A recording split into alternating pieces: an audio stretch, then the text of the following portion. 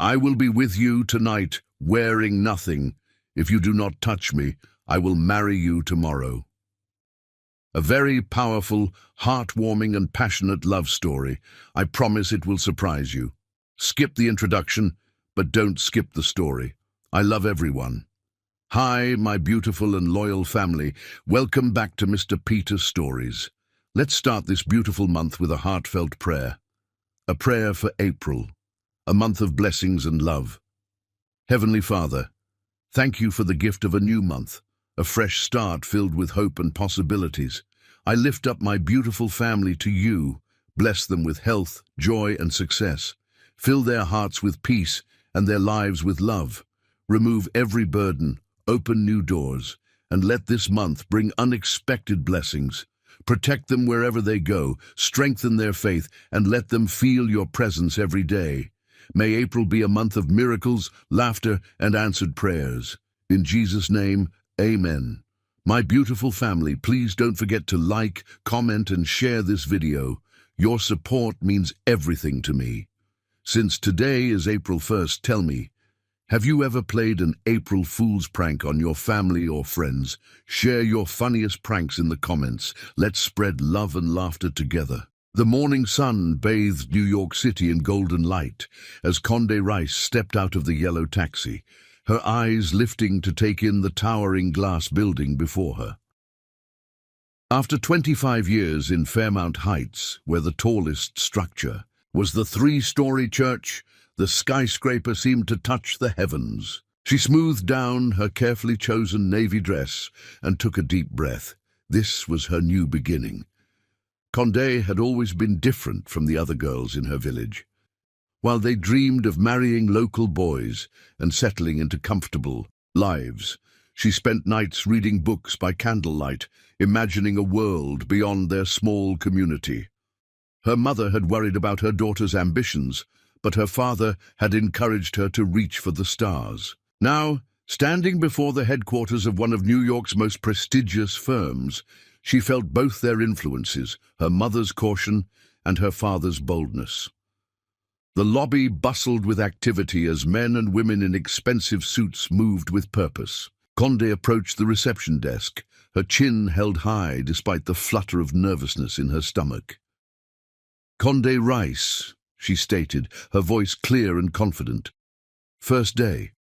After receiving her entry badge and directions to the Human Resources Department, Conde made her way to the elevator bank. As she waited, she felt a curious stillness fall over the lobby. Looking up, she found the source of the sudden quiet. Daniel Peters strode through the main doors, his presence commanding attention without effort. At 35, he had built an empire that rivaled those of men twice his age. His dark hair was perfectly styled, his custom suit molded to his athletic frame. But it was his eyes that truly captured attention.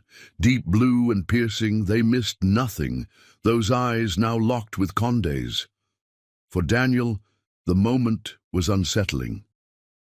He had encountered countless beautiful women in his life, models, actresses, socialites who had graced magazine covers. He had taken them to his bed with practiced ease, then moved on without a backward glance. Yet something about this woman's direct gaze disturbed his carefully maintained composure. The elevator arrived, breaking their connection. Inside, Conde stood with her back straight, aware of the billionaire's presence beside her. The small space filled with his subtle cologne, an expensive scent that spoke of power and privilege. "You're new," he said, not a question, but a statement. "Yes, sir. First day." Her voice betrayed none of the awareness that buzzed between them. "And your name?" "Conde Rice." "Conde," he repeated, as if tasting the name. "Welcome to Peters International." He offered his hand, a gesture he rarely extended to new employees. When her fingers met his, Daniel felt an unexpected jolt. Her handshake was firm, confident, at odds with her youth and the slight trace of a small-town accent in her voice. For the first time in years, Daniel found himself genuinely curious about a woman beyond her physical appeal. The elevator stopped at the executive floor, and Daniel stepped out.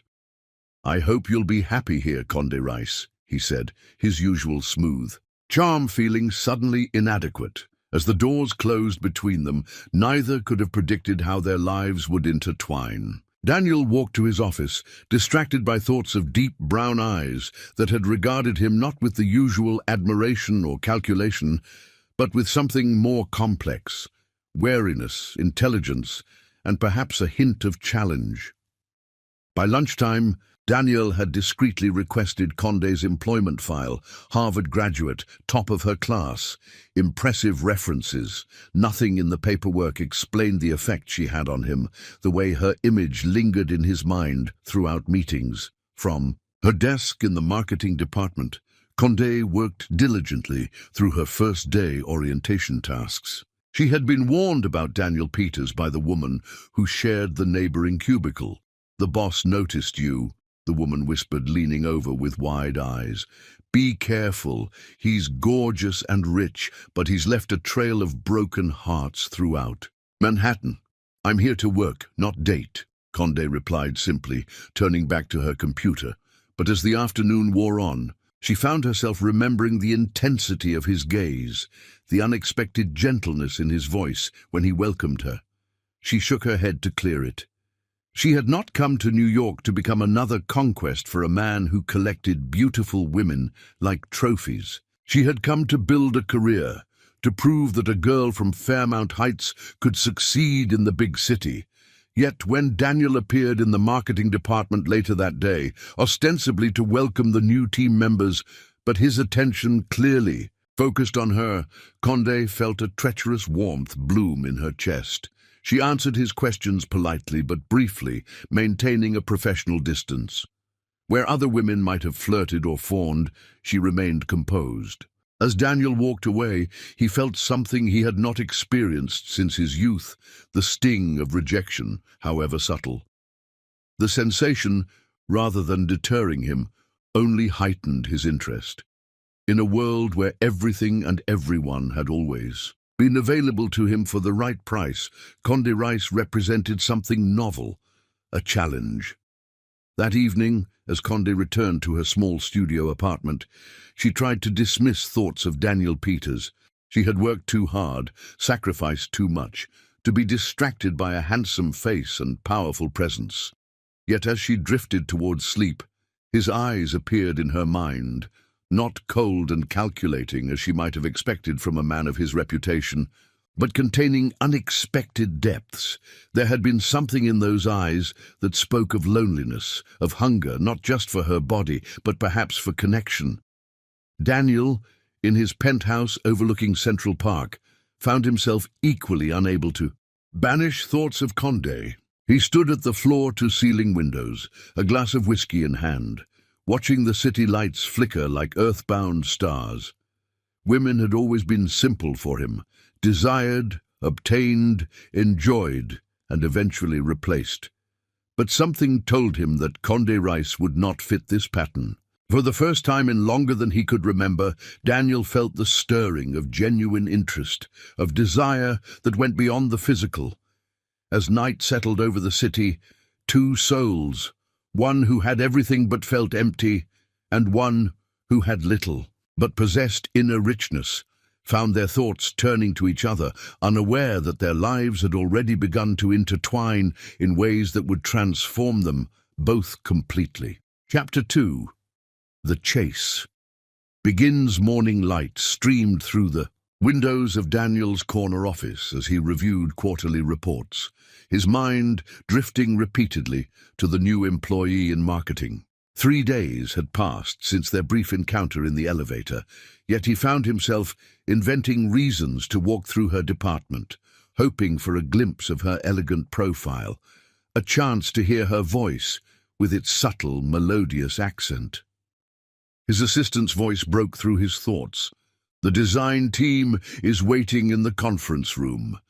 Daniel nodded, gathering his papers with uncharacteristic distraction. Throughout the presentation, he maintained a facade of attention, while his mind continued to circle around Condé Rice. Finally, when the meeting concluded, he made a decision. "Janet," he said to his assistant as they returned to his office. Send a message to Conde Rice in marketing. I need her input on the new campaign targeting international markets. Have her come up at 3. Janet raised an eyebrow but said nothing. She had worked for Daniel long enough to recognize when he took special interest in a female employee. The pattern always ended the same way. At precisely 3 o'clock, Conde arrived at the executive floor.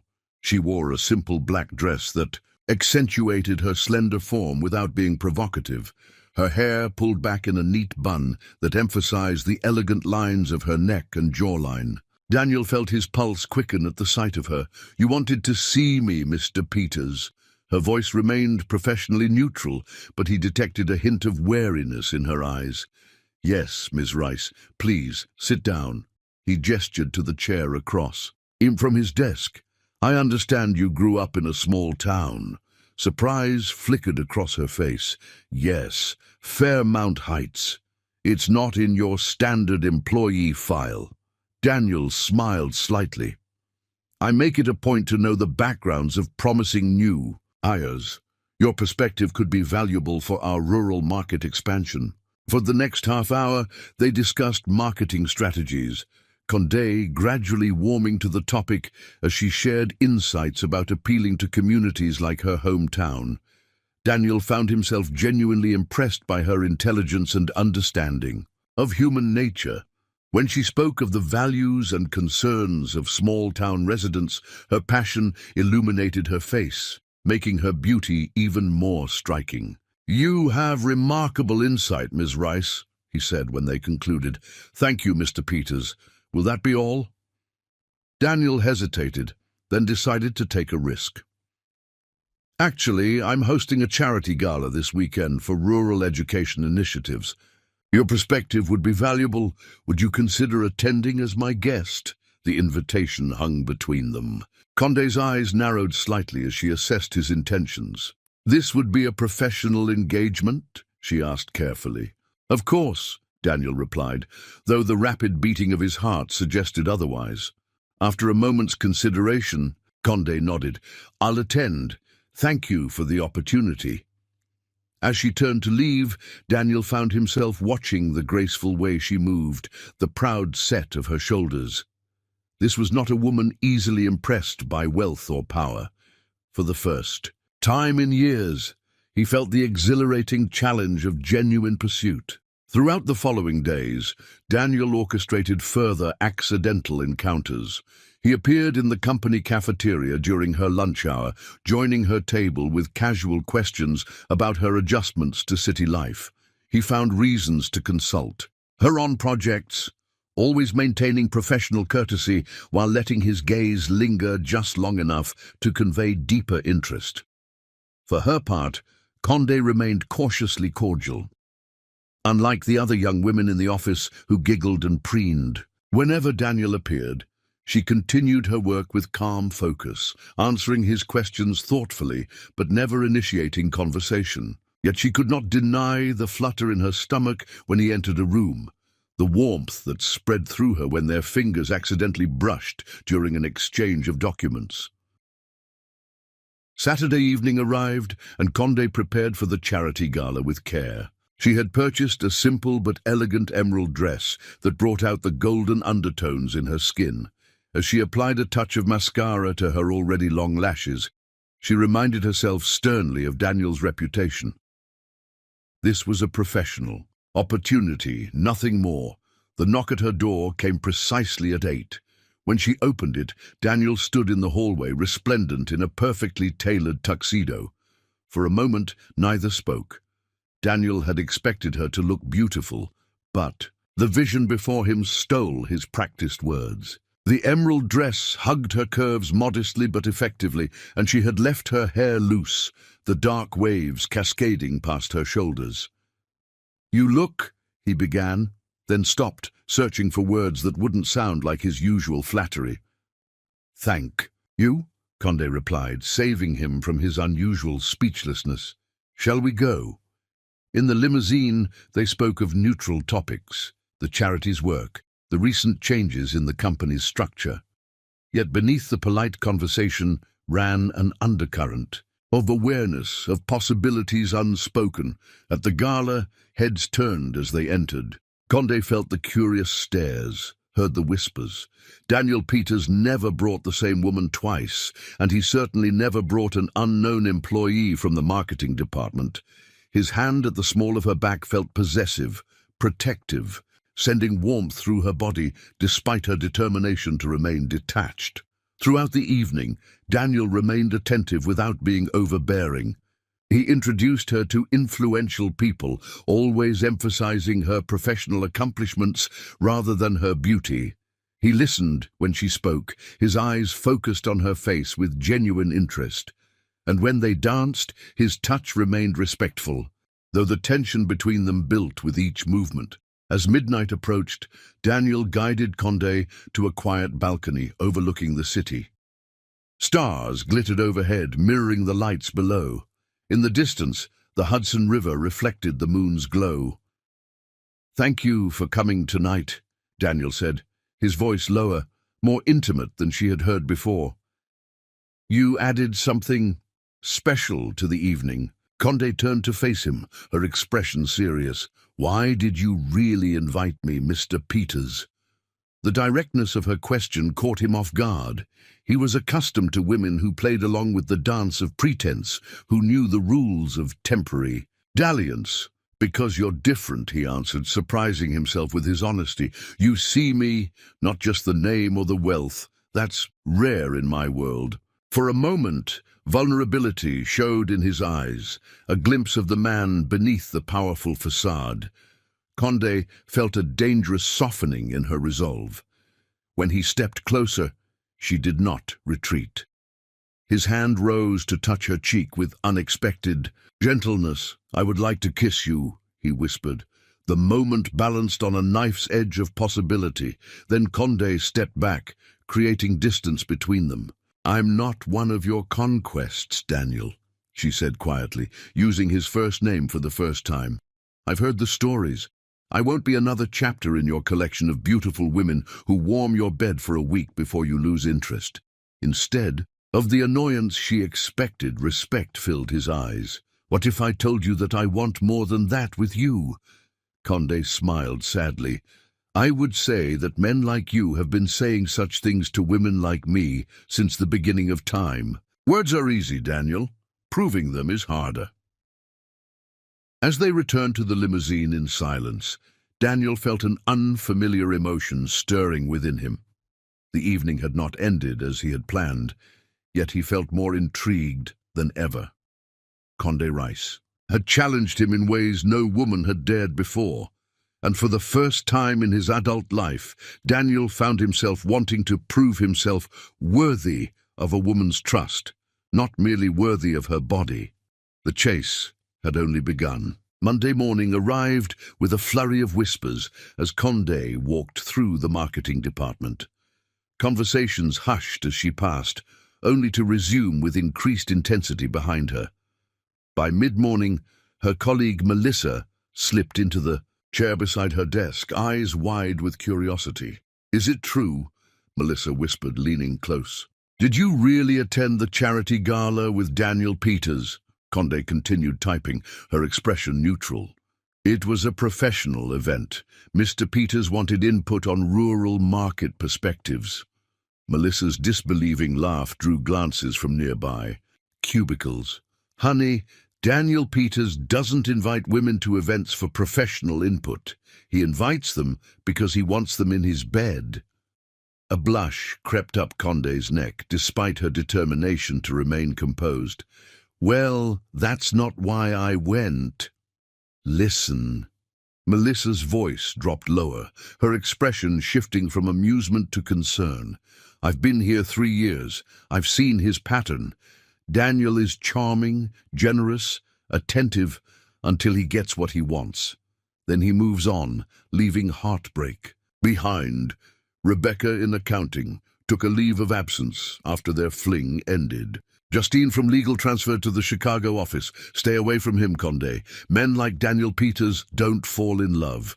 They play, and when they're done, they move on." The warning settled heavily in Condé's stomach. She had heard similar stories through office gossip, but had dismissed them as exaggerations. Hearing such specific examples gave her pause.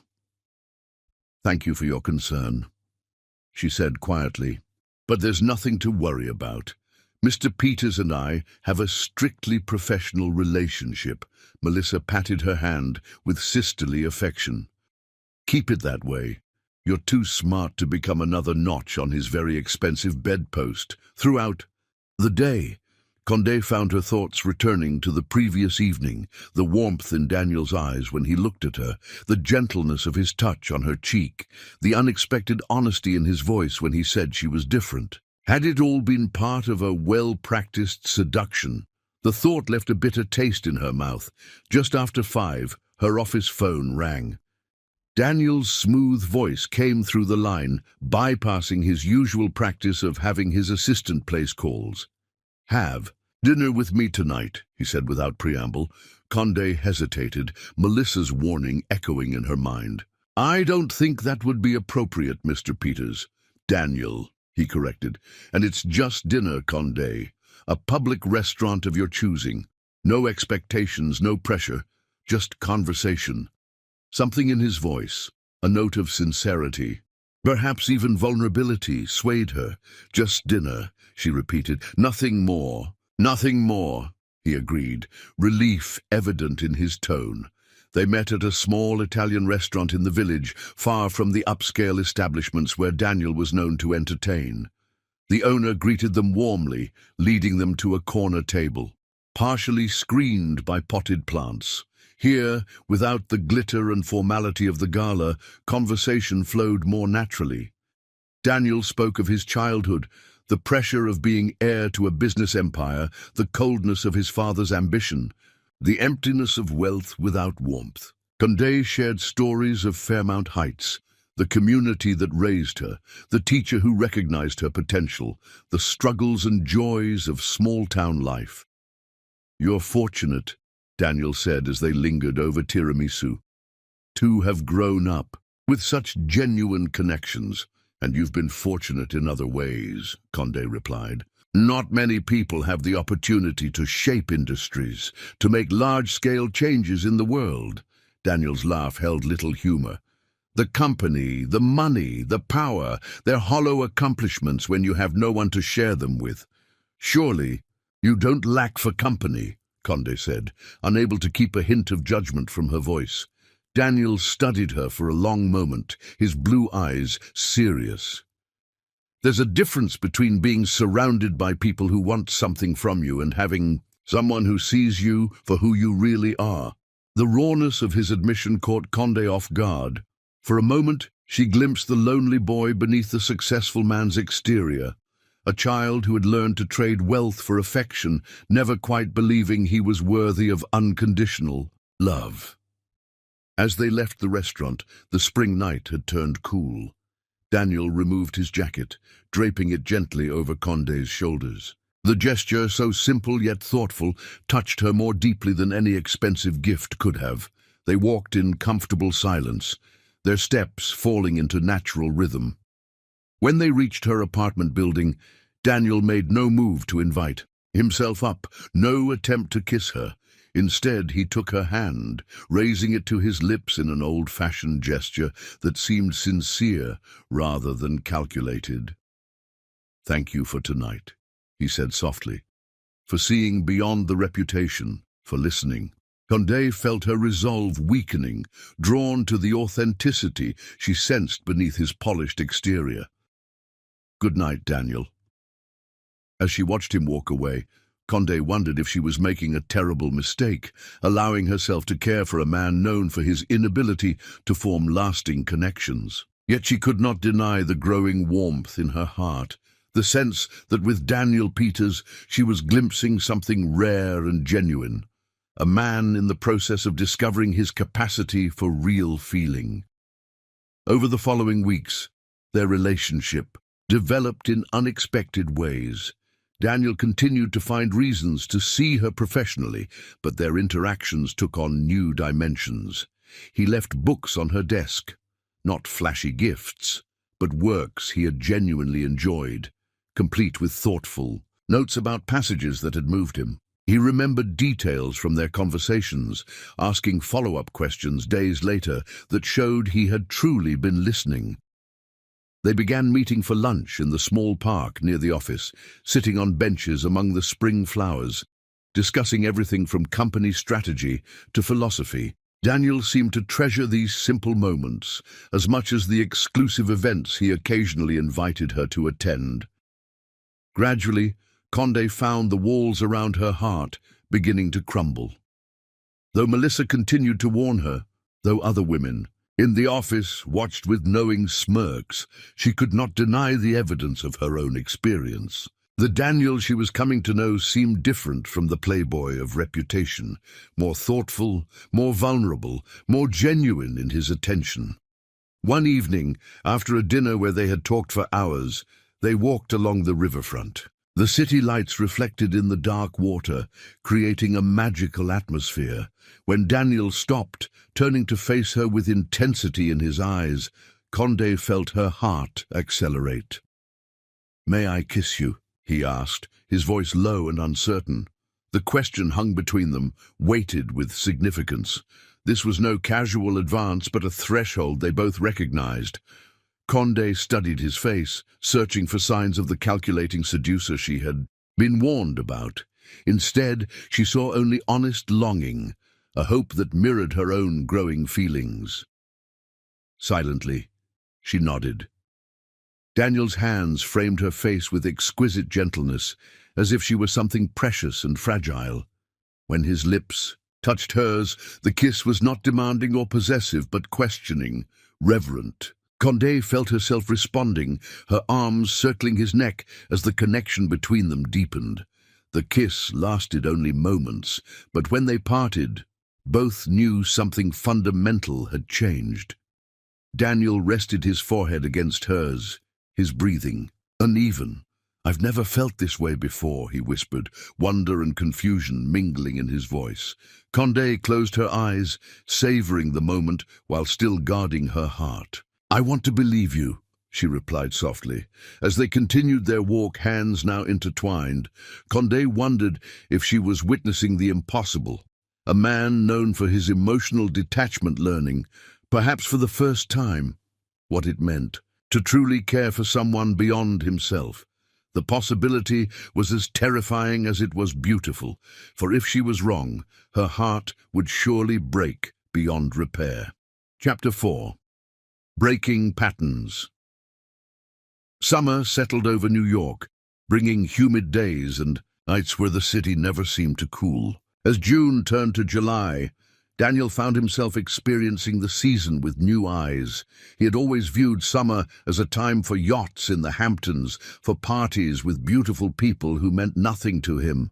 Now he discovered simple pleasures, walking with Condé through Central Park at dusk, watching fireflies emerge as the light faded, sitting on her small balcony with glasses of lemonade, talking until stars appeared overhead, feeling the brush of her hand against his as they explored weekend markets. In the office, their relationship remained professional, though rumors continued to circulate. Daniel made a point of treating Condé like any other talented employee during working hours, recognizing that her independence and reputation mattered to her. But evenings and weekends belonged to them alone, time when facades could drop and genuine connection could grow. On a particularly warm Friday, Daniel's assistant entered his office with a meaningful look. "Ms. Winters is here to see you. She doesn't have an appointment." Daniel tensed. Sophia Winters, supermodel, occasional actress, and his most recent liaison before Condé entered his life. Their arrangement had ended months ago, but Sophia had never been one to accept rejection gracefully. "Send her in," he said, bracing himself for the confrontation. Sophia swept into the office in a cloud of expensive perfume, her willowy frame draped in a dress that left little to imagination. Once, he would have found her entrance alluring. Now he noted the calculation in her smile, the practiced tilt of her head. "Daniel, darling." She leaned across his desk, offering her cheek for a kiss he did not give. You've been impossible to reach. I've been busy, Sophia. What can I do for you? Her pout might have seemed charming months ago. Today, it struck him as childish. Is that any way to greet an old friend? I thought we might have dinner tonight for old time's sake. I'm afraid I have plans.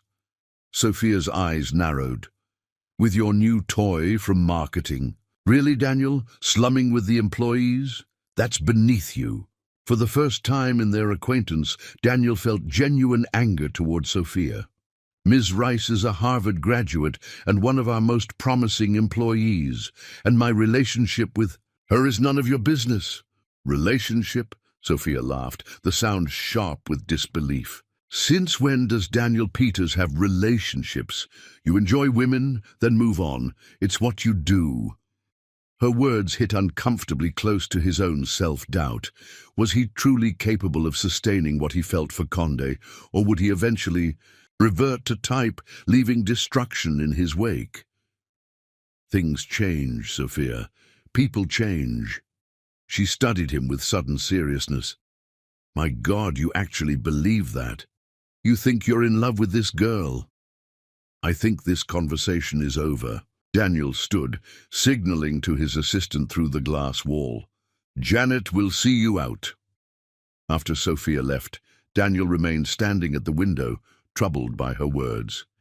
His feelings for Condé were unlike anything he had experienced before. Deeper, more consuming, more tender. Yet doubt whispered in his mind. His past was littered with women he had pursued intensely, only to lose interest once the challenge of conquest ended.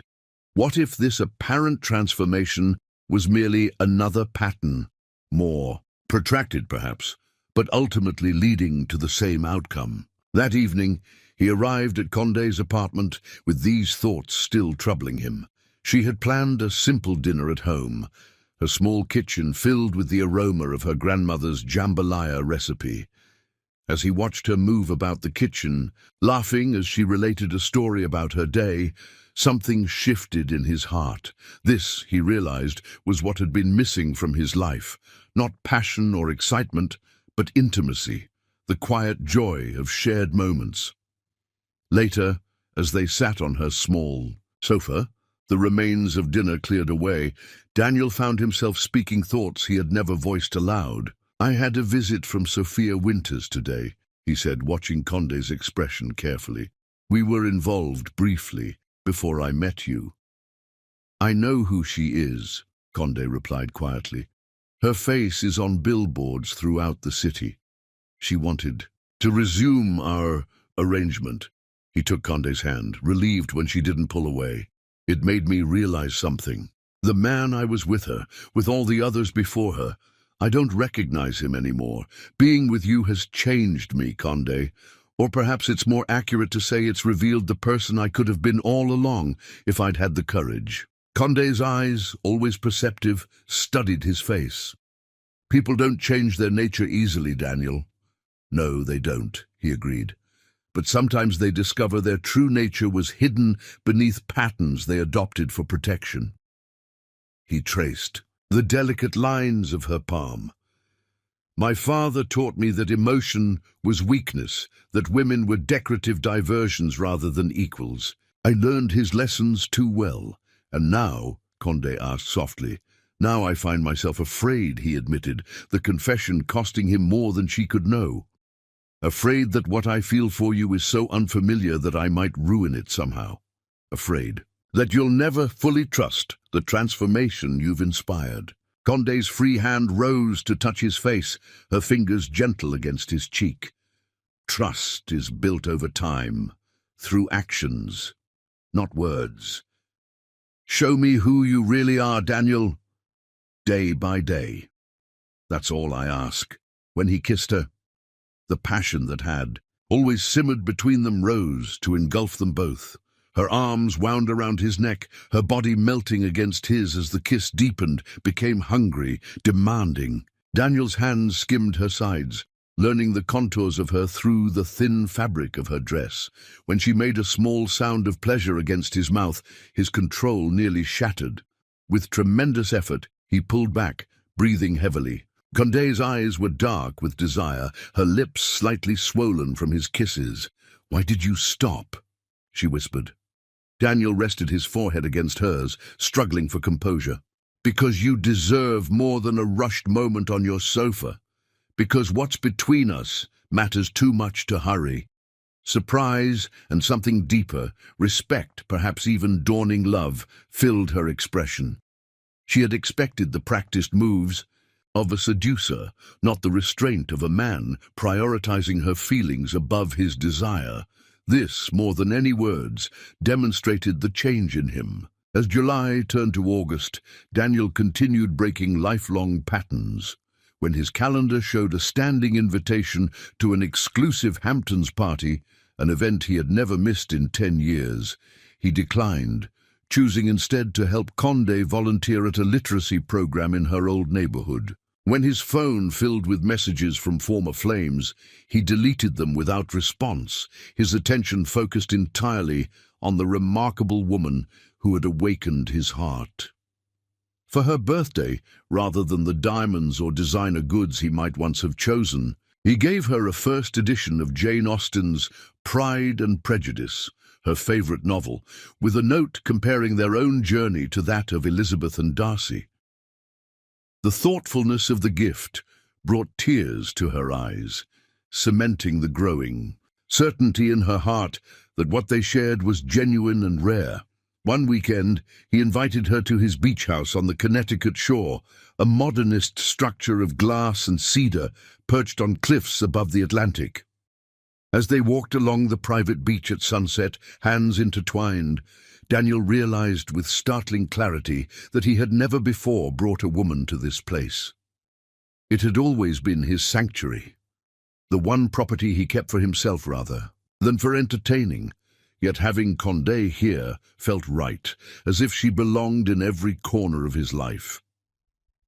That night, as they sat on the deck watching moonlight silvering the waves, Daniel recognized that the changes in him went beyond his relationship with Condé. He found himself less driven by acquisition, more interested in meaning. He had begun reviewing his company's policies, implementing changes that prioritized employee well-being over marginal profit increases. He had reconnected with his younger brother after years of competitive distance, small adjustments perhaps, but significant in their cumulative effect. "What are you thinking about?" Condé asked, her head resting against his shoulder. Daniel smiled, stroking her hair. "About how meeting you has changed everything. About how grateful I am for that day in the elevator when you looked at me as if I were just a man, not an empire." She tilted her face up to his, moonlight gilding her features.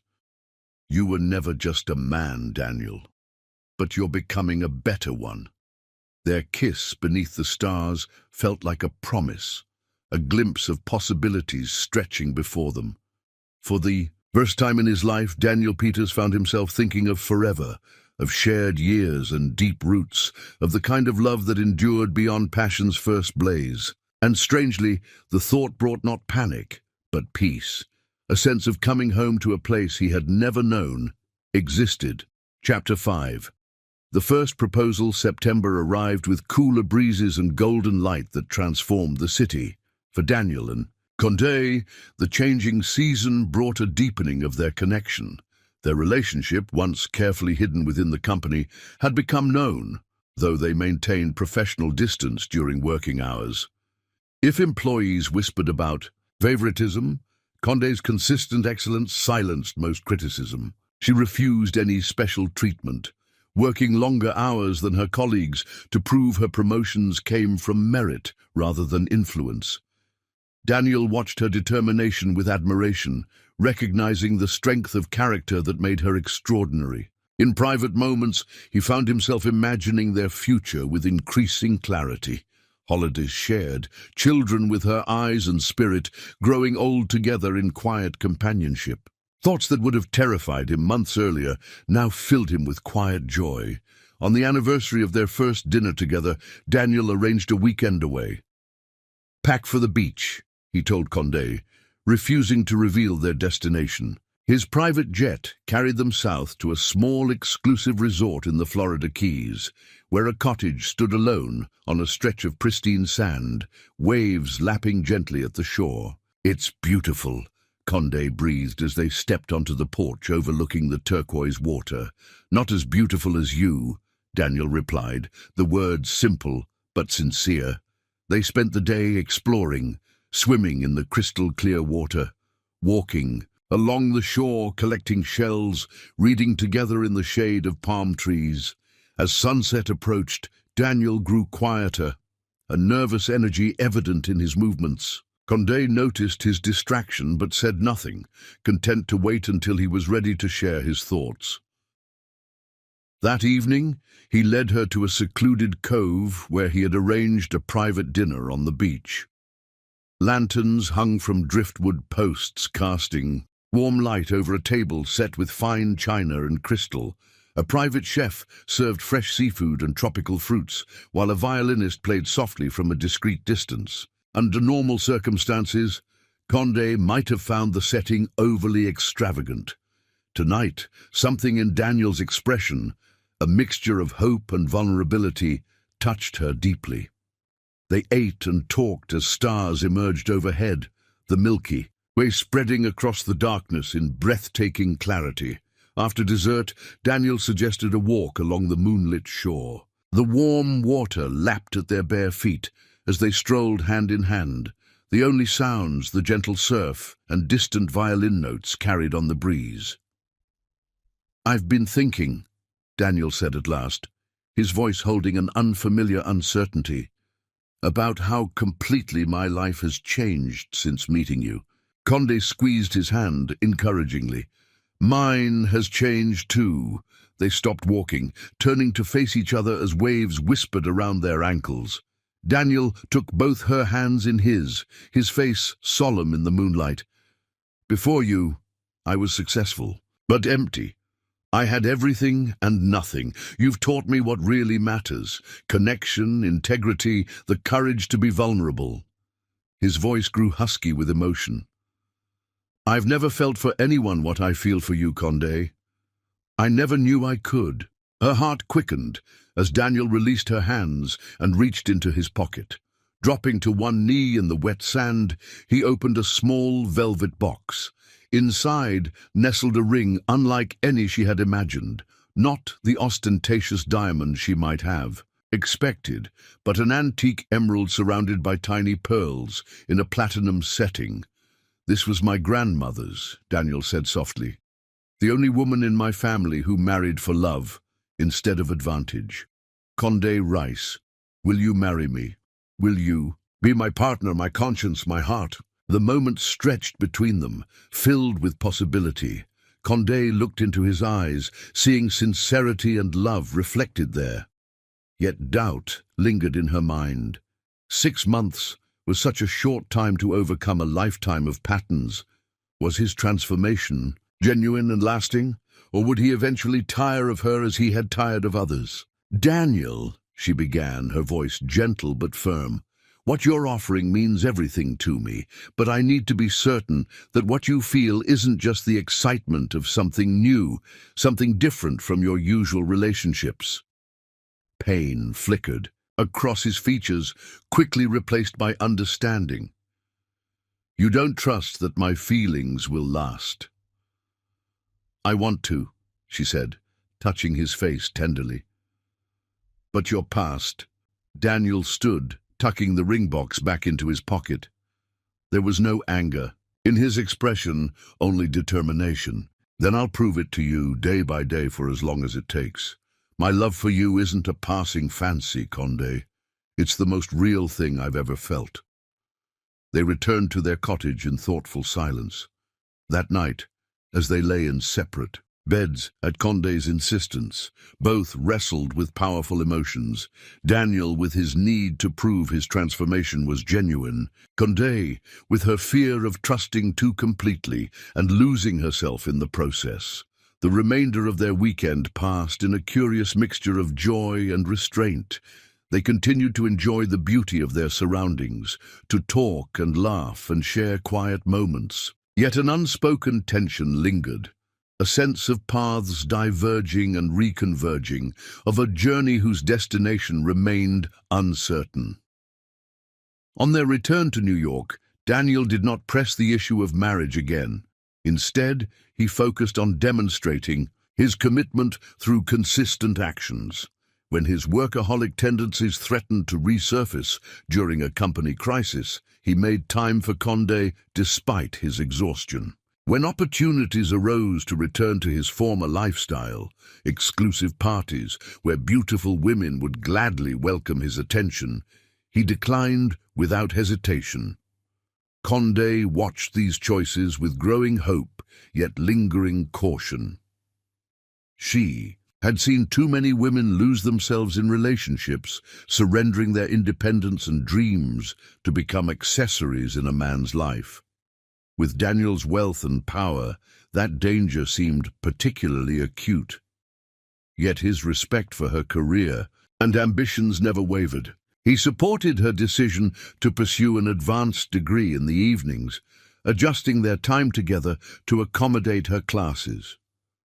Autumn deepened, leaves turning to flame before falling. On Thanksgiving, Daniel surprised Condé by suggesting they spend the holiday in Fairmount Heights with her family rather than at his Connecticut estate. "Are you sure?" she asked, searching his face for signs of reluctance. "My folks' house is tiny compared to what you're used to. My dad will grill you about your intentions, and my mother will probably try to feed you until you burst." Daniel smiled, pulling her close. "Sounds perfect. I want to know everything about where you come from, the people who made you who you are." The visit proved revelatory for them both. Daniel, who had expected to feel out of place in the small-town setting, found himself embraced by the warmth of genuine community. Condé's father, after initial skepticism, recognized the depth of Daniel's feelings for his daughter. Her mother, watching them together, saw what Condé herself sometimes missed: the way Daniel's eyes followed her with tender attention, the quiet adjustments he made to ensure her comfort, the genuine interest. He took in her family's stories. As they prepared to return to New York, Condé's mother took her aside. "That man loves you, child," she said simply, "not just with words, but with his whole self. Don't let fear keep you from happiness." The wisdom of those words stayed with Condé as winter descended on the city. Watching Daniel hang Christmas lights in her apartment, laughing as he tangled himself in the cords, she felt her remaining doubts begin to dissolve. Perhaps some people truly could change when they found the right reason, not just for a few months, but forever. Chapter 6. The second chance winter in New York brought swirling snow and holiday lights that transformed the city into a wonderland. For Daniel and Condé, it was a season of deepening trust and quiet joy. They built traditions together: ice skating in Central Park, choosing a Christmas tree for her apartment, walking hand in hand through the holiday markets. Daniel, who had always viewed the holidays as obligations to endure, discovered childlike pleasure in simple rituals shared with someone he loved. As the new year approached, Condé noticed subtle changes in their relationship. Daniel no longer guarded his emotions, no longer measured his words with careful precision. He spoke of the future with easy confidence, including her in his plans without question or qualification. When business associates mentioned his former reputation as a playboy, he neither defended nor denied it, simply stating that meeting Condé had changed everything. The company's New Year's Eve gala provided unexpected drama. Daniel and Condé attended together, no longer hiding their relationship. They had just finished a dance when a commotion near the entrance drew attention. Sophia Winters had arrived, stunning in a silver gown, clearly designed to captivate. Her eyes found Daniel immediately, a predatory smile curving her lips. "I should have warned you," Daniel murmured to Condé. "Sophia always attends these events, though I specifically removed her from this year's guest list." "It's fine," Condé replied, though her heart had begun to race. "She's your past, not your present." Throughout the evening, Sophia made pointed attempts to engage Daniel, brushing against him during conversations, referencing intimate moments they had shared. Daniel remained politely distant, his hand never leaving Condé's waist, his attention firmly fixed on his partner rather than his former lover. As midnight approached, Sophia made her move. Finding Daniel momentarily alone at the bar while Condé spoke with colleagues, she pressed herself against him, lips close to his ear. "Remember last New Year's?" she purred. "The suite at the plaza? You were insatiable." Condé, returning in time to hear these words, felt her confidence waver. The image of Daniel with this beautiful woman, passionate, uninhibited, sent a wave of insecurity through her. How could she, a simple girl from a small town, compete with the sophisticated allure of women like Sophia? Daniel, seeing Condé's expression, firmly disengaged from Sophia's embrace.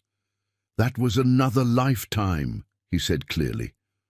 "A lifetime before I understood what love truly means."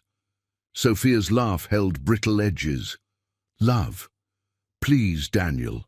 We both. Though you're incapable of sustaining real feelings, it's just not in your nature." The room had grown quiet, attention focusing on the unfolding drama. Daniel looked at Sophia for a long moment, then turned to face the gathered crowd. "For years, I lived exactly as you describe," he said, his voice carrying in the sudden silence, moving from one meaningless relationship to another, never allowing myself to feel anything genuine. I thought that was strength. I was wrong. He moved to Condé's side, taking her hand. "Meeting this extraordinary woman taught me what real strength looks like. The courage to be vulnerable, to risk your heart, to love without reservation." Sophia's face flushed with anger and embarrassment. "She'll never truly trust you," she hissed. "She knows what you are." "No," Condé said quietly, finding her voice at last. "I know who he is now. The past is just that, past." As Sophia stormed out and conversations gradually resumed, Daniel led Condé to a quiet alcove with windows overlooking the city lights. "I'm sorry you had to endure that," he said softly. "Sophia represents everything I once was, everything I never want to be. Again." Condé studied his face, seeing genuine regret and concern. "Did any part of you respond to her, even for a moment?" "No," Daniel answered without hesitation. "There's no room in my heart for anyone but you. Every other woman has become invisible to me." The simplicity of his statement, its utter conviction, moved her deeply. As the countdown to midnight began, Condé made a decision. When Daniel kissed her at the stroke of 12, she whispered against his lips, "Ask me again." Confusion flickered in his eyes, followed by dawning hope. "Are you sure?" Nodding, she watched as he once more retrieved the emerald ring from his pocket, where he had carried it every day since their beach trip. This time, when he asked if she would marry him, her answer was different. "Yes," she said simply, "with all my heart, yes."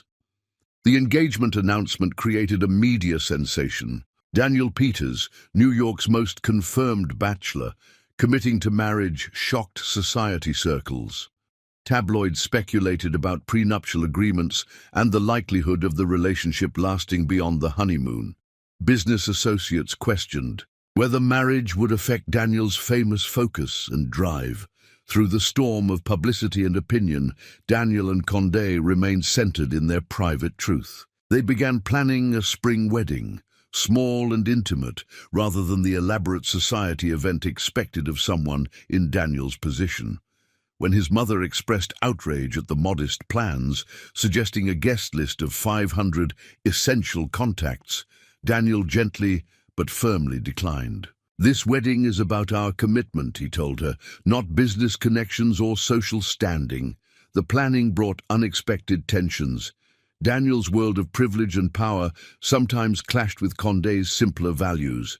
When he suggested Flying her entire hometown to the ceremony at his expense, she resisted, concerned about the appearance of ostentation. When she proposed making their own centerpieces, he worried that she was compromising to accommodate his wealth. One evening, after a particularly difficult discussion about whether to accept his parents' offer of a honeymoon villa in the south of France, Daniel paused, taking Condé's hands in his. "What are we really arguing about?" he asked quietly. "It's not centerpieces or honeymoon locations." Condé sighed, recognizing the truth in his observation. "I'm afraid of losing myself in your world," she admitted, "of becoming just an extension of Daniel Peters, billionaire, rather than my own person. And I'm afraid of not giving you everything you deserve," he replied, "of having you look back someday and regret choosing a life with me." The honesty of their exchange cleared the air, allowing them to find compromises that honored both their values. They decided on a ceremony that blended elements from both their worlds, elegant but not ostentatious, meaningful rather than showy. More importantly, they established patterns of communication that would serve them well in marriage, learning to express fears and expectations openly rather than allowing misunderstandings to fester.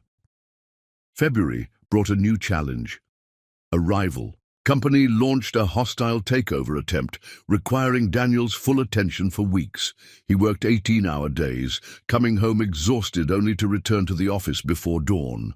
Condé supported him without complaint, bringing meals to his office, massaging his shoulders when tension knotted them, listening patiently to his concerns in the brief moments they had together.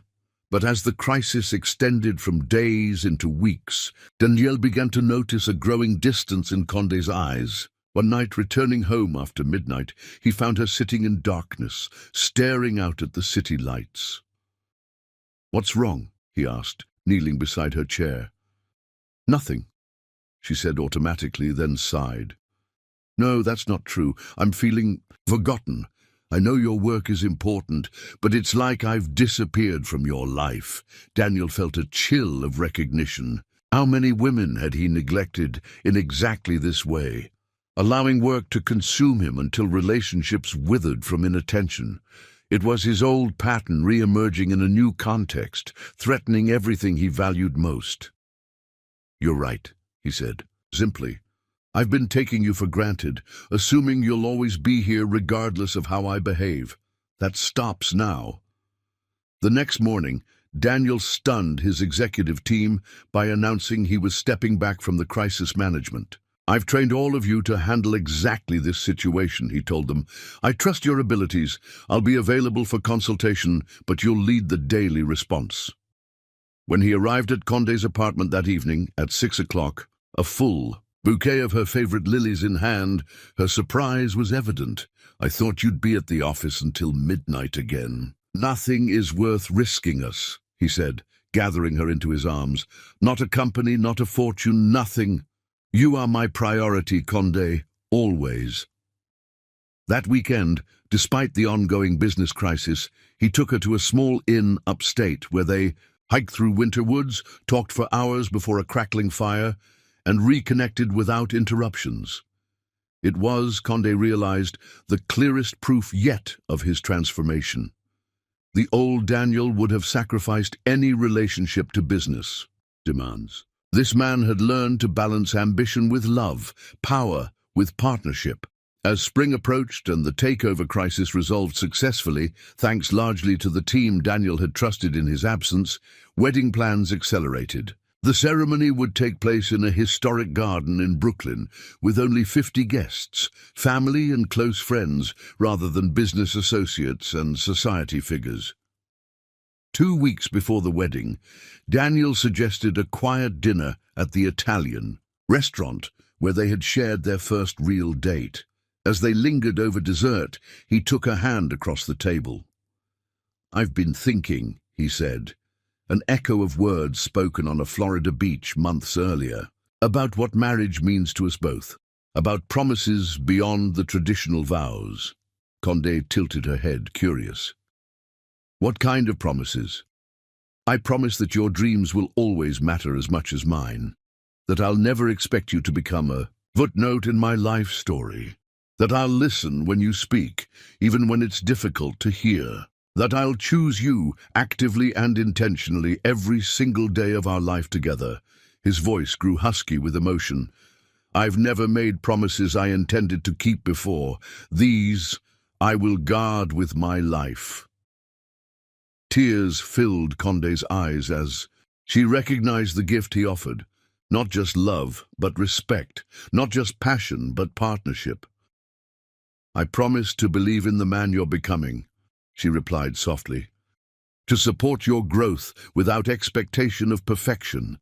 To remind you of your worth beyond achievement or acquisition. To choose you in return every day, in joy and in struggle. Their kiss held the sweetness of genuine connection, of souls recognizing their match. Yet as they left the restaurant, Condé felt a lingering doubt. Words came easily to a man like Daniel, who had built an empire on persuasion and charm. The true test of his transformation, of his capacity for lasting love, still lay ahead. Chapter 7. The Ultimate Challenge. The night air held the first hint of spring as Condé stood in her apartment, a decision crystallizing in her mind. 2 days had passed since their dinner. 10 days remained until their scheduled wedding, yet uncertainty continued to nag at her. Daniel's transformation seemed genuine, his love unfailing, yet one question remained unanswered. Was his attraction to her based on genuine emotional connection, or was it primarily physical desire dressed in romantic language? For a man who had spent years pursuing physical pleasure without emotional attachment, the distinction mattered profoundly. If desire rather than love formed the foundation of his feelings, would he remain faithful when passion inevitably cooled? Would he grow restless when familiarity replaced novelty? Only one test could answer these questions definitively. Taking a deep breath, Condé reached for her phone. "Can I come over tonight?" she asked when Daniel answered. "There's something important we need to discuss." An hour later, she stood in the private elevator ascending to his penthouse, her heart pounding against her ribs. The doors opened directly into his living room, where floor-to-ceiling windows offered a panoramic view of the city lights spreading like earthbound stars into the distance. Daniel greeted her with a kiss, concern evident in his eyes. "Is everything all right? You sounded serious on the phone." Condé moved to the center of the room, maintaining distance between them. "I've been thinking about us, about the commitment we're about to make." Alarm flickered across his features. "You're not having second thoughts?" "Not exactly." She took a steadying breath. "I believe that you love me, Daniel. I believe you want our marriage to succeed, but I need to know that what you feel for me transcends physical attraction, that your commitment is to me as a person, not just as a body you desire." Daniel stepped toward her, confusion evident in his expression. "Of course it is. How can you doubt that after everything we've shared? Because your past is filled with women you desired intensely, then discarded when that desire faded." Condé's voice remained gentle despite the harshness of her words. "I need certainty before I bind my life to yours." Understanding dawned in his eyes. "What are you asking of me, Condé?" The moment had arrived. She straightened her shoulders, meeting his gaze directly. "I will be with you tonight, wearing nothing. If you do not touch me until morning, I will marry you with absolute confidence. If you cannot resist, then perhaps what we share isn't so different from your previous relationships after all." Shock registered on Daniel's face, followed by a complex mixture of emotions. Desire, determination, hurt that she still doubted him, understanding of why she needed this proof. "You don't need to test me," he said quietly. "I've proven my love in countless ways over the past year." "This isn't just about proving something to me," Condé replied. It's about you proving something to yourself, that you've truly broken the patterns of a lifetime, that your love for me exists independently of physical gratification. Daniel considered her words, recognition dawning that this challenge addressed his own deepest fears as much as hers. Had he truly changed, or was he simply experiencing a more elaborate version of his usual pattern of pursuit and conquest? "I accept your challenge," he said finally, his voice low and serious, "not because I need to prove myself to you, but because I need to know the truth of my own heart." Condé nodded, relief and apprehension mingling in her chest. With deliberate movements, she began to unbutton her blouse. Daniel's eyes widened, but he made no move to stop her or assist her. Piece by piece, she removed her clothing, letting each garment fall to the floor until she stood before him completely naked, vulnerable in every sense. Though they had been intimate for months, something about this deliberate exposure, this intentional vulnerability, made the moment uniquely powerful. Moonlight streaming through the windows silvered her skin, highlighting the graceful curves of her body. Daniel's breath caught audibly, his hands clenching at his sides. "Where?" he asked, his voice strained. "Your bed," she answered simply. "Where the temptation will be greatest." They moved to his bedroom in silence. Condé slipped between the sheets, her heart thundering against her ribs. After a moment's hesitation, Daniel removed his shoes and shirt, but kept his pants on, lying on top of the covers beside her with careful space between them. Hours passed in tense silence. Occasionally they spoke, brief exchanges about neutral topics, attempts to distract themselves from the overwhelming awareness of each other's presence. Moonlight tracked across the room as the night deepened. Daniel remained motionless beside her, though she could sense the tension radiating from his body, could hear his uneven breathing in the darkness. Near dawn, Condé shifted position, accidentally brushing against him in the process. The contact, though momentary, sent electricity through them both. Daniel made a sound low in his throat, almost a groan.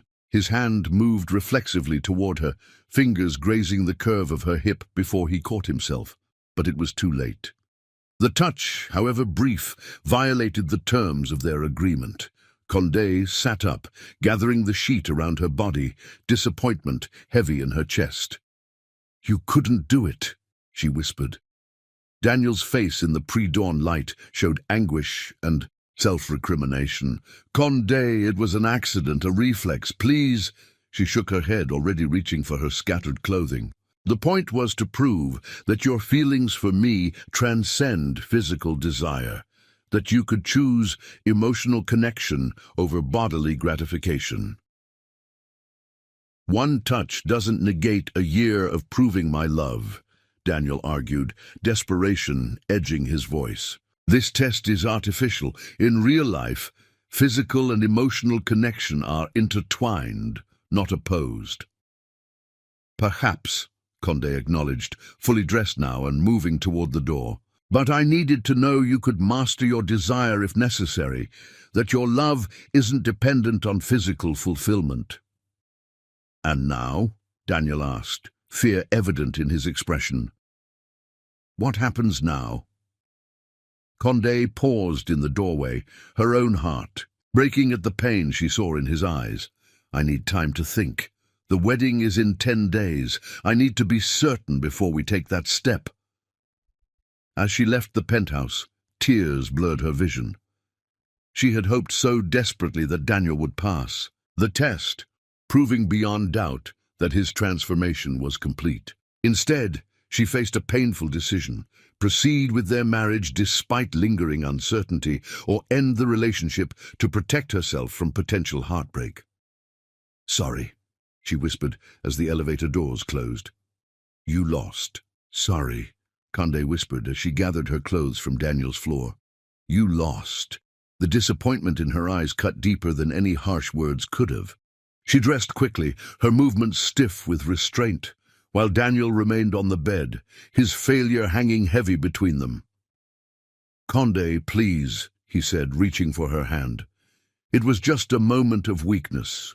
One touch doesn't erase everything. We've built—" She pulled away, her expression softening slightly, though her resolve remained firm. "I needed to know your feelings transcend physical desire, Daniel, that when tested, love would prove stronger than impulse."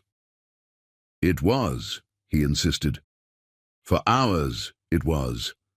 Doesn't that count for anything?" Conde paused at the door. Her silhouette, outlined by the hallway light, almost isn't enough, not when I'm considering forever.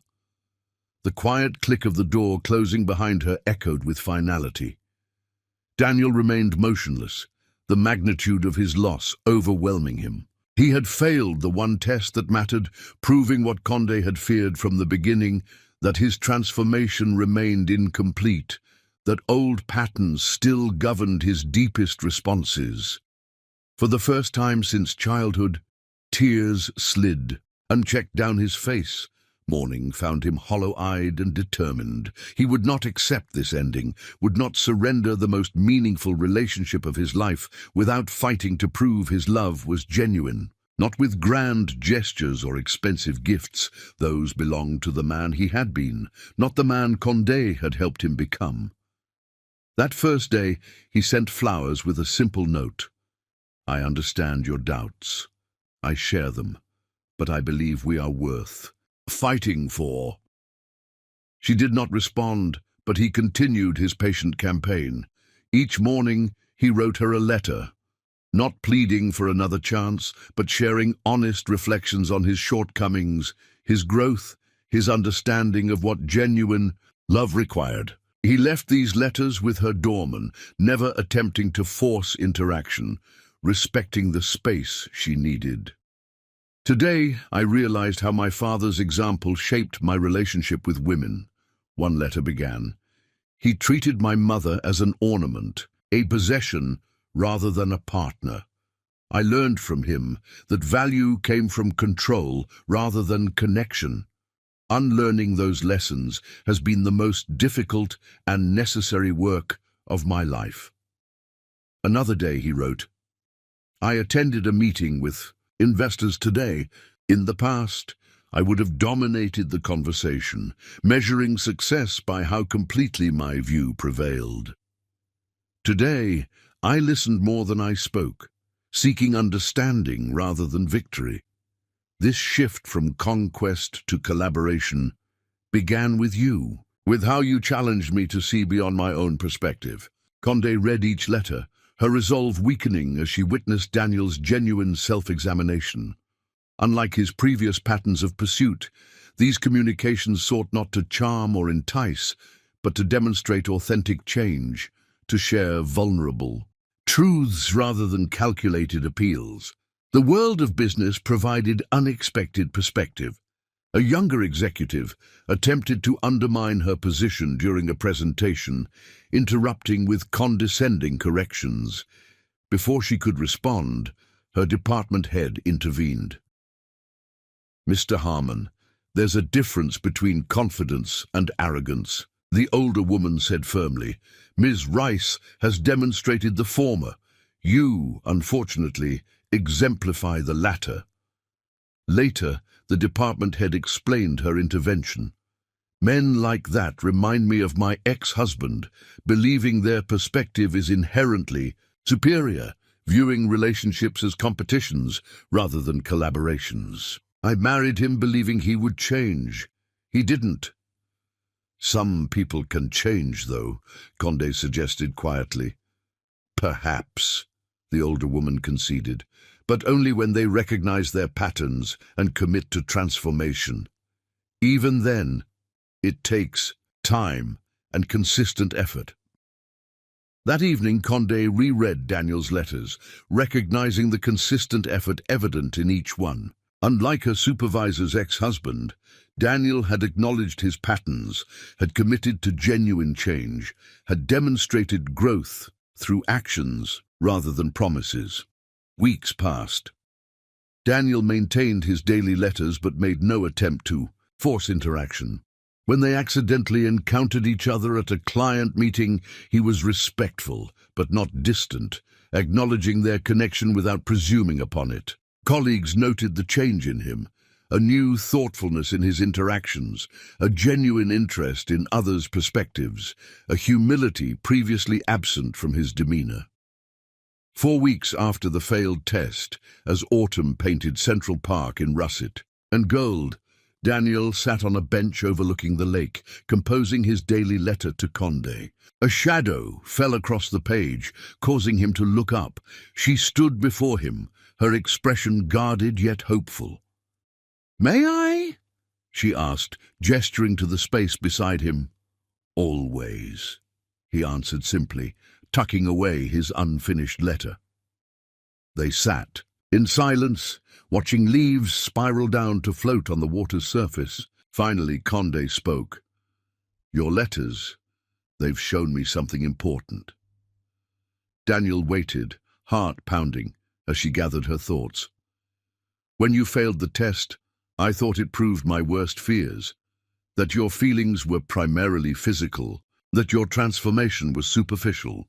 She turned to face him directly. "But these weeks apart have shown me something different. Your patience, your respect for my boundaries, your willingness to examine your patterns without defensiveness, these suggest deeper change than a single moment of weakness could disprove." Hope flickered in Daniel's chest, though he cautioned himself against premature celebration. "What are you saying, Conde?" "I'm saying I've been too absolute in my judgment. People aren't perfect, Daniel. We all have moments of weakness. What matters is how we respond to those moments, whether we learn and grow from them or return to comfortable patterns." She reached for his hand, the first contact between them in a month.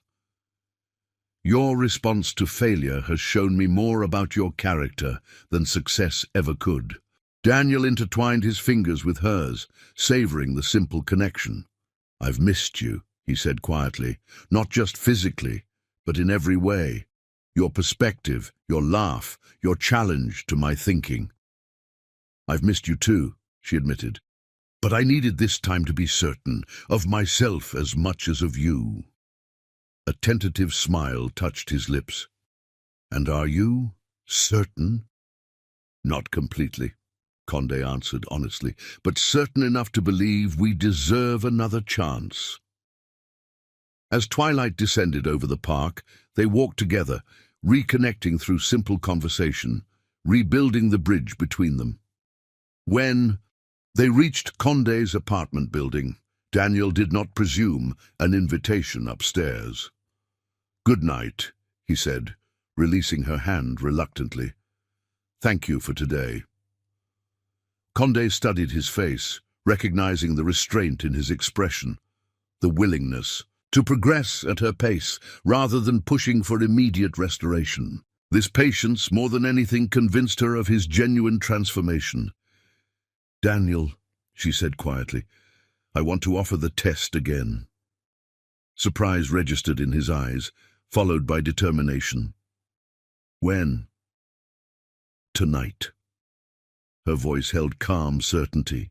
"The same terms as before. I need to know if you've truly grown beyond impulse, if you can choose love over momentary desire." Understanding the significance of this second chance, Daniel nodded. "I accept. Not to prove myself to you, though. I desperately want to, but to prove to myself that I've truly changed."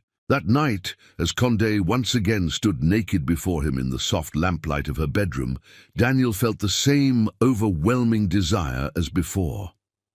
But something had shifted within him, a deeper awareness of choice, a clearer recognition that love transcended physical gratification, that true intimacy required mastery of impulse rather than surrender to it.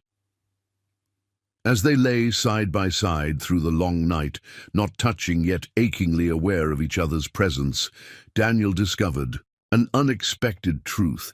Restraint itself could become a form of intimacy, mindful separation a path to deeper connection. The hours passed, not in frustrated yearning, but in peaceful certainty, in appreciation of Condé's trust in offering this second chance, in recognition of his own capacity for growth. Near dawn, when Condé shifted in her sleep, her arm brushing accidentally against his chest, Daniel remained perfectly still. The touch sent electricity through him, awoke renewed desire, yet rather than reaching for her in response, he focused on his breathing, on the choice before him, on the deeper satisfaction of mastering impulse rather than being mastered by it. As first light filtered through the curtains, Condé awoke to find Daniel watching her, his eyes clear and peaceful, despite the night's challenge. "You didn't touch me," she observed softly. "No," he confirmed, though every part of me wanted to. Pride and joy illuminated her face. "You passed." Daniel reached slowly toward her face, his hand hovering just above her cheek. "May I touch you now? Not because I can't resist, but because I choose to express my love physically as well as emotionally." Condé's smile was answer enough. Yes. His fingers met her skin with exquisite gentleness, tracing the contours of her face as if discovering them for the first time. The touch, restrained for hours yet finally permitted, carried deeper meaning than any passionate embrace could have conveyed. "I love you," Daniel whispered, the simple words holding all the complexity of their journey together, the failures and growths, the separations and reunions, the challenges overcome and yet to be faced.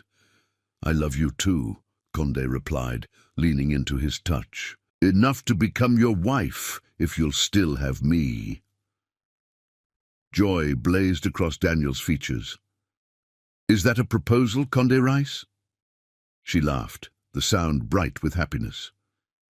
"Consider it acceptance of yours, 6 weeks delayed." As morning strengthened, around them they held each other close, recognizing that the true test had never been about resistance to physical desire. It had been about integration, of passion with patience, of impulse with intention, of physical connection with spiritual communion. In that integration, they had found what both had sought throughout their journey together, love that encompassed all dimensions of their being, while transcending simple categorization or control. Chapter 9. The Second Test. The morning after Daniel's successful test, Condé woke in his arms, a sense of rightness settling deep in her bones. He had passed her challenge, proving that his transformation was genuine, that his love transcended physical desire. More importantly, the experience had revealed his capacity for growth, for overcoming lifelong patterns when love required it. "What are you thinking?" Daniel asked, noticing her thoughtful expression. "That I'm ready," she answered simply. "No more tests, no more waiting. Let's get married, Daniel. Soon." Joy illuminated his face. "How soon is soon?" "This week." The suggestion surprised even Condé herself, yet felt perfectly right. Nothing elaborate, just us, making our commitment official. Daniel pulled her closer, kissing her forehead with tender reverence. "This week it is, though my mother will never forgive us for depriving her of the society wedding she's already planning in her mind." "Your mother will survive the disappointment," Condé laughed. "This is our commitment, not a social occasion." They decided on a civil ceremony 3 days later, with only the required witnesses present. No elaborate preparations, no guest list to manage, no details to oversee, just the essence of their promise to each other, unembellished by external considerations. Those 3 days passed in peaceful anticipation. They spent evenings discussing practical matters, where they would live, how they would balance careers with relationship, which traditions they would maintain and which they would create anew. These conversations revealed their compatibilities and differences with equal clarity, allowing them to enter marriage with realistic expectations rather than idealized fantasies. On the morning of their wedding day, Condé stood before her mirror, examining her reflection with clear eyes. She wore a simple ivory dress that complemented her skin tone without ostentation. No elaborate veil, no trail of attendants, no anxious relatives adjusting every detail, simply a woman preparing to commit her life to the man she loved. Daniel arrived precisely at 10, wearing a charcoal suit that emphasized his lean strength without drawing attention from his natural grace. When Condé opened her door to his knock, both paused, taking in the significance of the moment. "You look beautiful," he said softly, offering a small bouquet of lilies. Her favorite flowers, remembered from a casual conversation months earlier. "You look pretty good yourself," she replied, accepting the flowers with a smile that held both joy and certainty. "Ready to become a husband? More ready than I've ever been for anything," Daniel answered, offering his arm with old-fashioned courtesy. The ceremony at City Hall proved brief, but meaningful. They exchanged simple vows, promises to love and honor each other through whatever life might bring. When the officiant pronounced them husband and wife, Daniel's kiss held reverence alongside passion, acknowledgement of the sacred nature of their commitment, celebration of the physical connection that formed one dimension of their bond. Outside, sunshine bathed the steps in golden light as they emerged as married partners. No rice throne, no elaborate reception awaiting, just the two of them beginning their shared journey with quiet joy. "Where to now, Mrs. Peters?" Daniel asked, his hand warm around hers. Condé raised an eyebrow at the traditional address. "Still Condé Rice professionally," she reminded him with gentle firmness. "But Mrs. Peters in my heart." He nodded acceptance of this boundary, this maintenance of her independent identity alongside their union. The question remains, where shall we spend our first day as husband and wife? "Home," Condé answered simply. "Our home." They had decided to make Daniel's penthouse their residence, its space and light better suited to shared living than Condé's small apartment. Yet she had insisted on maintaining her own place for several months, a transitional assurance that her independence remained intact even as their lives intertwined. As the elevator ascended to the penthouse, anticipation built between them.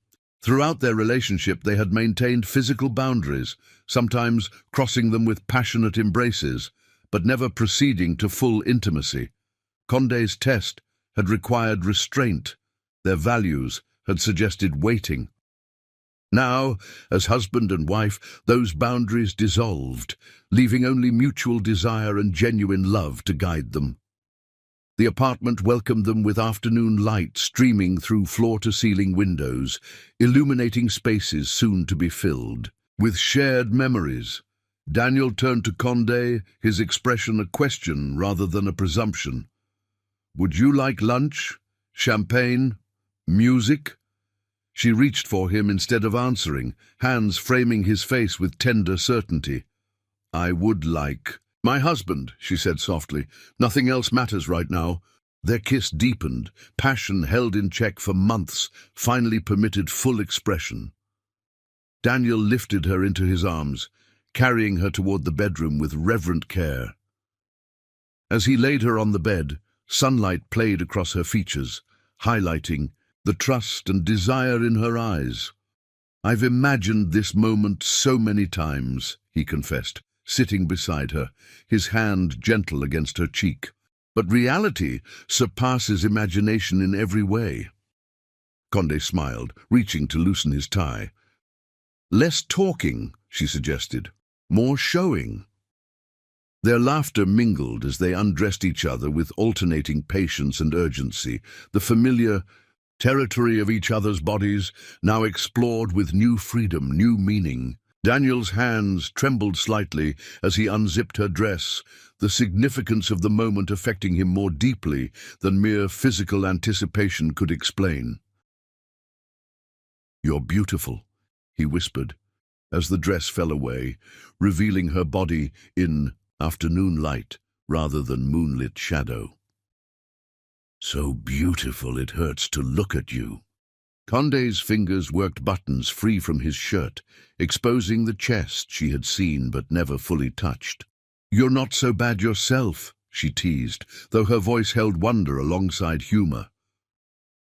When they lay skin against skin, nothing between them but shared breath and accelerating heartbeats, Daniel paused, his eyes seeking hers. "There's no rush," he said softly. "We have forever now." "Forever starts today," Condé replied, drawing him closer. "And I've waited long enough."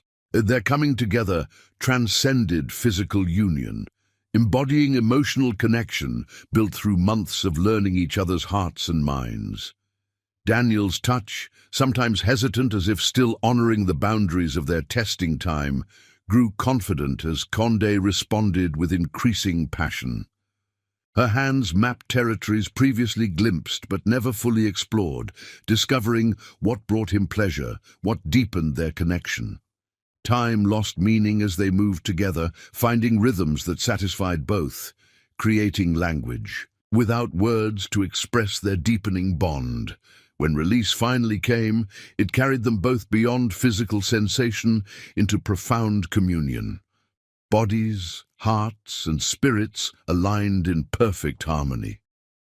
Afterward, as afternoon light shifted toward evening's golden glow, they lay tangled together, Daniel's fingers tracing patterns along Condé's spine, her head resting against his chest where she could hear his heartbeat gradually slowing to normal pace. "Worth the wait," she murmured, placing a kiss against his skin. "Beyond worth it," he agreed, his voice holding satisfied wonder. "Though I'm beginning to think your test had a secondary purpose, beyond proving my commitment." Condé propped herself on one elbow, curious. "What purpose?" "Building anticipation," Daniel suggested, smiling as he tucked a strand of hair behind her ear. "Making this moment more meaningful through delayed gratification." "A happy side effect," she laughed, "though not my conscious intention." They dozed in comfortable silence, waking as sunset painted the room in amber and rose. Neither rushed to dress or separate, content in this bubble of intimacy before the world's demands would necessarily intrude. When hunger finally motivated movement, they wrapped themselves in robes and prepared a simple meal together, discovering new dimensions of domestic partnership alongside physical connection. As they ate at the kitchen island, sharing food from each other's plates with casual intimacy, Daniel studied Condé's face in the gentle light. "Happy?" he asked simply. "Completely," she affirmed without hesitation. "Are you?" "More than I knew was possible," he answered honestly. "Not just because of today, though today has been extraordinary, but because of everything that brought us here. The challenges, the growth, the learning to truly see and know each other." Condé nodded, understanding. "The difficult parts made this possible. If you hadn't failed the first test, if we hadn't separated, if you hadn't had to examine your patterns and commit to change, we might have a relationship built on less solid foundation." "No might about it," Daniel acknowledged. "The man I was before meeting you, before being challenged by you, was incapable of genuine partnership. He knew how to pursue, how to possess, but not how to truly connect." This recognition of his transformation touched Condé deeply. Reaching across the counter, she took his hand. "And the man you are now?" Daniel's gaze held hers, open and unguarded. "Still imperfect, still learning, but committed to growing alongside you, to being worthy of your trust, to loving you completely, mind, heart, and body, for all the days we're given." Later that night, as they prepared for sleep, their first night as husband and wife, Condé felt peaceful certainty settle within her. The tests were complete, the doubts resolved, the separate paths merged into shared journey.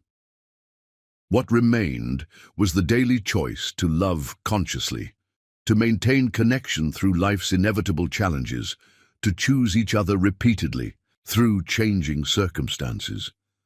As Daniel's arms encircled her in the darkness, his body warm and solid against hers, Condé recognized that their wedding day marked not completion, but beginning, the start of discovery, rather than the end of pursuit. The thought brought contentment rather than anxiety, excitement alongside security. With this man, this partner who had demonstrated his capacity for growth and genuine love, she faced the unknown future with confident hope. "Good night, husband," she whispered, the words still new and wonderful on her tongue.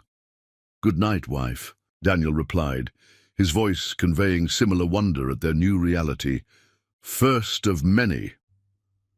As sleep claimed them both, their breathing synchronized in unconscious harmony, symbolic of the deeper alignment their souls had found through challenge and growth, through separation and reunion, through patience rewarded and passion fulfilled.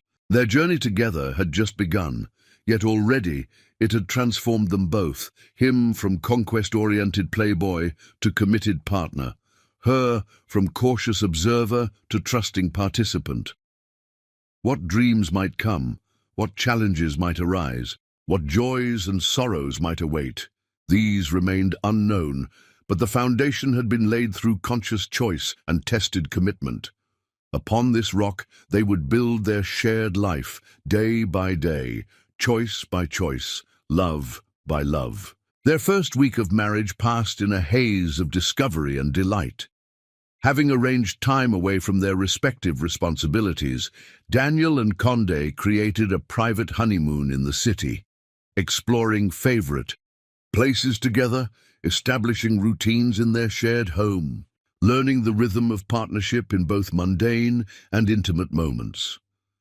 Physical connection, so long restrained and finally permitted full expression, formed a significant dimension of their early marriage. Each encounter brought new discovery, preferences unveiled, vulnerabilities shared, trust deepened through mutual pleasure. What began as passion enriched by anticipation evolved into intimacy, enhanced by genuine knowing, each touch carrying meaning beyond sensation, each embrace communicating belonging beyond possession. On their 7th morning as husband and wife, Daniel woke to find Condé watching him, her expression thoughtful in the early light. "What are you thinking?" he asked, voice still rough with sleep. She smiled, tracing his jawline with gentle fingers. "That happiness feels different than I expected." "Different how?" "More ordinary," she explained. "Not constant excitement or overwhelming emotion, but this quiet certainty, this feeling of rightness. Even when we disagree or annoy each other, it's grounded in something solid." Daniel nodded understanding, capturing her hand to press a kiss against her palm. "That's what surprised me too.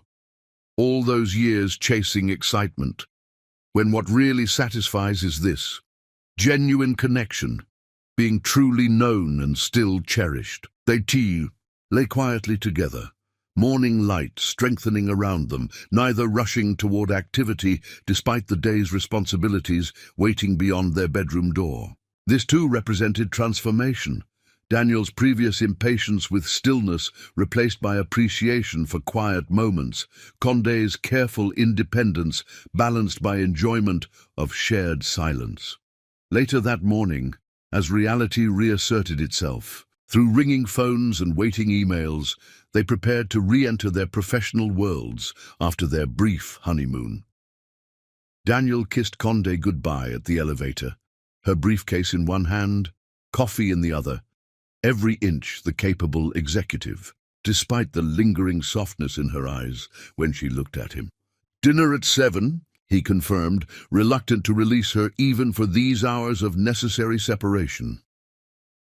7, she agreed, stepping into the elevator. "Try not to buy any companies without consulting me first." He laughed, recognizing her gentle teasing about his former impulsive business decisions. "I'll restrain myself, though I make no promises about sending inappropriate texts during your budget meeting." Her smile as the doors closed contained both warning and anticipation. This playfulness, this ability to maintain lightness alongside depth, represented another dimension of their connection. The capacity to find joy in small moments, to create private language and shared humor that enriched their bond. The day passed in productive engagement with their separate responsibilities. Daniel found his business perspective shifted subtly by marriage, decisions now evaluated through the lens of shared future rather than individual achievement. When an opportunity arose to acquire a struggling competitor, exactly the type of aggressive move that had built his empire, he found himself considering implications beyond profit margins. Would the inevitable long hours required for integration reduce quality time with Condé? Would the stress of managing another transition affect their newly established patterns? The questions themselves revealed how completely his priorities had realigned around relationship rather than acquisition. For Condé, returning to work as a married woman brought curious reactions from colleagues. Some offered sincere congratulations, others veiled skepticism about her choice to marry the company's notorious former playboy.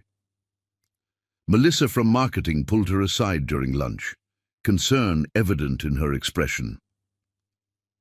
"You really went through with it," she observed, studying Condé's face for signs of regret or uncertainty. "After everything I told you about his reputation." "People change," Condé replied simply. "When they recognize patterns that no longer serve them, when they find sufficient motivation for growth, when they commit to becoming their better selves, genuine transformation is possible." "I hope you're right," Melissa said, doubt still lingering in her voice. "For your sake." "I am," Condé answered with quiet confidence. "But even if difficulties arise, and they will in any marriage, we've built foundations strong enough to weather them. We've already faced challenges that tested our commitment and emerged stronger for having overcome them." That evening, reuniting at home, they shared stories from their day over dinner prepared together in the penthouse kitchen.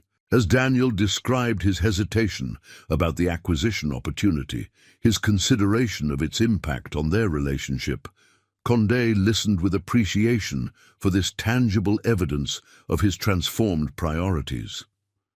"You don't have to make business decisions based on our personal life," she assured him. "That's not partnership, that's limitation." Daniel considered her perspective while serving pasta into bowls. "It's not that simple, though. Before you, my entire identity was wrapped in acquisition and achievement. Work consumed everything. I don't want to return to that imbalance." "Balance doesn't mean avoiding opportunities," Condé pointed out. "It means including relationship alongside ambition rather than sacrificing either. If this acquisition makes business sense, pursue it. We'll navigate the temporary demands together." Her understanding freed rather than constrained him, offering support without imposing restriction. This, too, reflected their evolving partnership, the recognition that genuine connection enhanced rather than limited individual growth, that love at its best expanded rather than contracted possibilities. After dinner, they moved to the living room, settling on the sofa with comfortable familiarity. As Daniel absently stroked Condé's hair while she reviewed reports for an upcoming presentation, he marveled at how quickly they had established these domestic patterns, these quiet rhythms of shared space and parallel activities. "What would you think about having my parents over for dinner next weekend?" Condé asked, looking up from her work. "They're eager to see where we're living, to spend time with you outside the wedding context." The suggestion stirred momentary anxiety in Daniel. His relationship with his own parents remained formal and distant, family gatherings characterized by performance rather than genuine connection. Condé's family, with their warmth and straightforward affection, still represented unfamiliar territory. En course, he agreed despite his uncertainty. I'd like that. Condé, perceptive as always, noted his hesitation. They already love you, she assured him. Not because you're Daniel Peters' successful businessman, but because you make their daughter happy. That's all that matters to them. The simple acceptance implicit in her words touched something deep within him. The lingering child who had never felt unconditionally valued, who had learned to equate achievement with worthiness, who had built an empire partly to prove deserving of recognition his parents had withheld. I'm still learning how real families work, he admitted quietly. How people can care for each other without measuring worth through accomplishment or appearance. Condé set aside her work, turning to face him fully. Then my family will be good teachers. They're not perfect, no family is, but they love, without keeping score, support without demanding conformity, accept without requiring performance.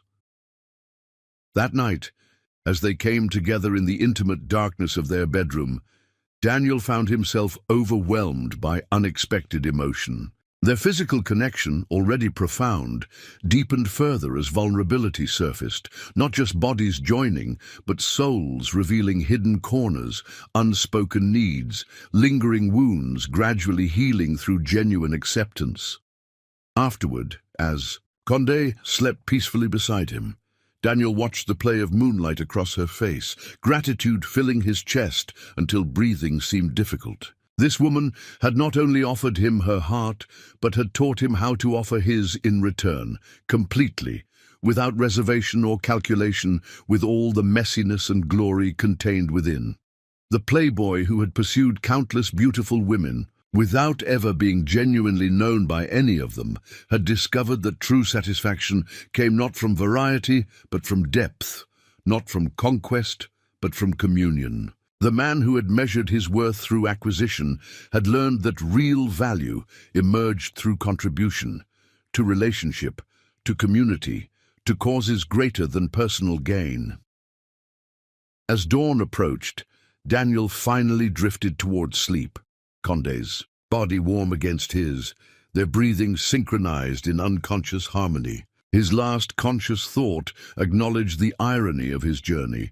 In surrendering the defenses that had kept others at distance, he had found authentic strength. In relinquishing control, he had discovered genuine freedom. In committing to one woman completely, he had experienced more fulfillment than countless casual encounters had ever provided. Morning light found them tangled together, waking simultaneously as sunshine spilled across the bed. For a long moment, they simply gazed at each other, communication passing without words, appreciation, desire, commitment renewed with each day's beginning. "Good morning, husband," Condé murmured, the title still carrying wonder even as it became familiar. "Good morning, wife," Daniel replied, kissing her with tenderness that quickly deepened into something more urgent. "Shower together, to conserve water, of course." Her laugh, bright with happiness and knowing humor, filled the room as she pulled him toward the bathroom. "Your environmental concerns are admirable." Their shower extended well beyond water conservation needs, steam filling the large enclosure as passion found expression once more.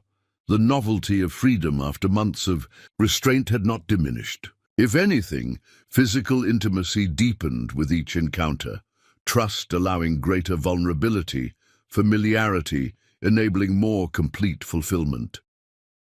Later, as they prepared for their day, Daniel reviewing emails while Condé finished dressing, he found himself pausing to watch her, struck anew by the miracle of their connection. Not just her beauty, though that remained breathtaking, but her essence, the intelligence in her eyes, the quiet confidence in her movements, the genuine goodness evident in how she approached each day.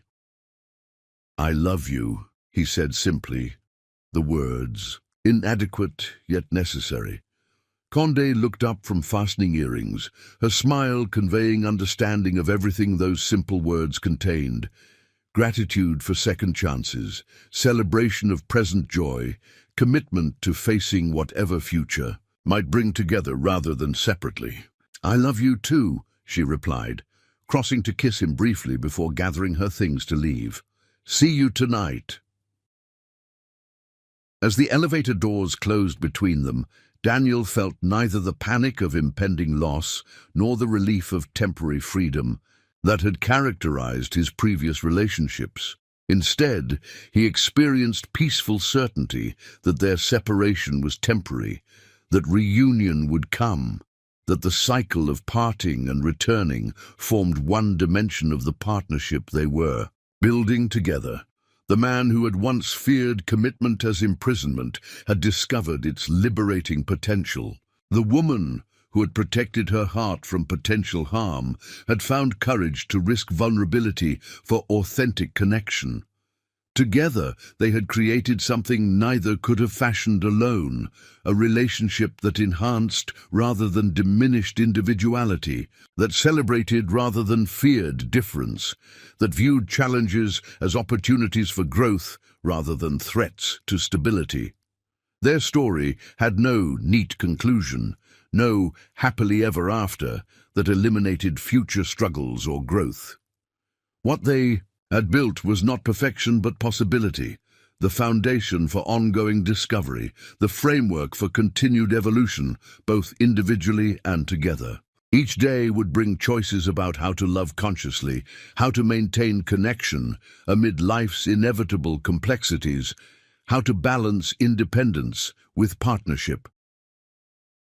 Yet, in the passion they had finally fulfilled, not just physically, but emotionally, intellectually, spiritually, lay certainty that the journey ahead, whatever its challenges, would be traveled together. Not because either lacked capacity to walk alone, but because they had discovered that paths shared held greater meaning, greater joy, greater possibility than solitary journeys ever could.